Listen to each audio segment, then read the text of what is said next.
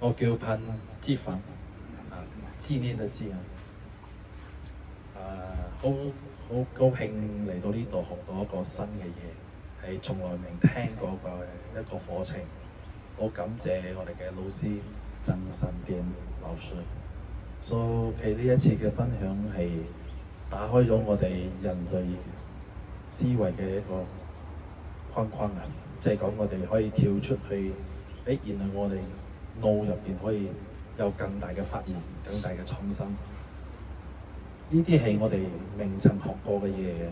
以前我哋學嗰啲真空學，我哋所領悟到嘅嘢，當依家今日學嘅嘢係完全唔同嘅嘢，所以係可以再深入去探討嘅一個課程嚟嘅，好值得去學。仲有一樣嘢就係、以前我哋講，我哋愛憑自己嘅努力不斷去衝啊，係奮鬥，但係到最尾我哋攞唔到我哋自己愛嘅嘢，揾唔到個答案。可能喺呢度就係我哋可以揾到答案嘅地方。歡迎大家又嚟參與呢一個課程，多謝。